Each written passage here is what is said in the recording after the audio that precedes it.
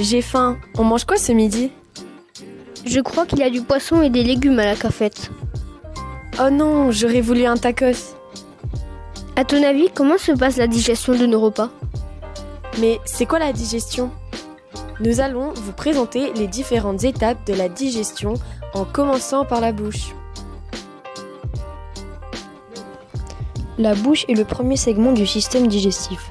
Elle permet la décomposition des aliments, mais aussi la respiration et la phonation, c'est-à-dire le fait de parler et de faire du bruit, grâce aux lèvres, aux dents, à la langue et à différentes autres parties. Pour la partie digestion, les dents servent à arracher, mâcher et couper la nourriture que nous mangeons.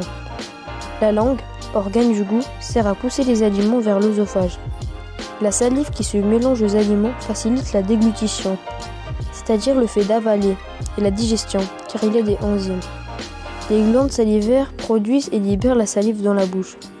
Les aliments sont transportés dans l'œsophage qui est un tube de muscle de 25 cm de long qui va de la bouche à l'estomac. La nourriture tombe dans l'estomac depuis l'œsophage. Puis, la nourriture est décomposée à l'aide du suc gastrique qui est très acide, plus encore que le citron et le vinaigre. Les aliments prennent beaucoup de temps et d'énergie au corps pour se faire décomposer.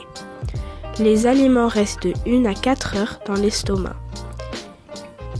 Il a presque la même forme qu'une cornemuse ou un haricot. La nourriture est transformée en plus petites particules qui vont passer dans l'intestin grêle, ce qui est la prochaine étape du système digestif. Il y a 3 glandes annexes qui permettent de digérer encore plus les aliments et d'obtenir les nutriments. Ces organes sont le foie, le pancréas et la vésicule biliaire. Ils produisent des substances qui aident à la digestion. Plus précisément, le foie épure les toxines, stocke des réserves en énergie et produit de la bile qui sera stockée et libérée par la vésicule biliaire dans l'intestin grêle. Le pancréas régule, tant qu'à lui, le sucre dans le sang. Ces organes sont indispensables pour la digestion et permettent à l'intestin grêle d'agir convenablement. L'intestin grêle absorbe les nutriments, les briques élémentaires des protéines, lipides et glucides, qui eux vont se retrouver dans la circulation sanguine grâce aux vélocités intestinales. Elles sont sur des plis et elles absorbent les nutriments comme des éponges dès qu'elles passent par l'intestin. Cet organe mesure à 7 à 8 mètres et lorsque l'on déplie complètement l'intestin grêle, mesure à 200 mètres carrés, soit la surface d'un terrain de tennis. Le gros intestin, aussi appelé côlon, est un organe qui fait partie du système digestif. Il mesure 1,50 m de long et 8 cm de diamètre. Vers le début du côlon, nous avons l'appendice, qui a un rôle dans le système immunitaire, mais dont on peut se passer. Le côlon est divisé en 4 parties. Le côlon ascendant, transverse, descendant et sigmoïde.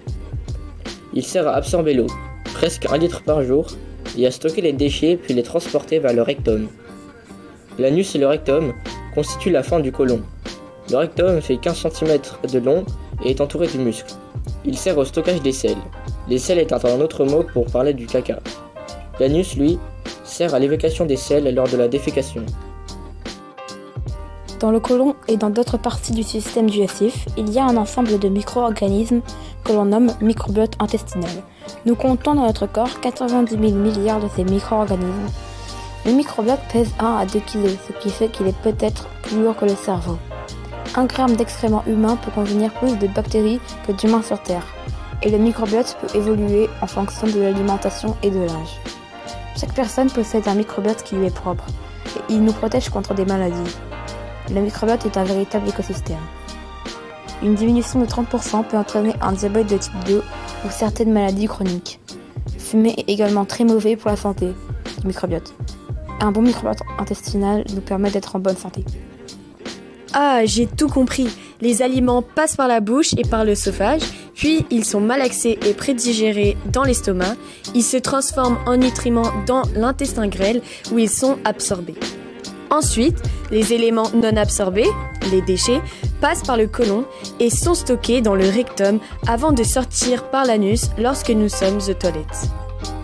Je ne l'aurais pas mieux expliqué moi-même, c'est vraiment fascinant.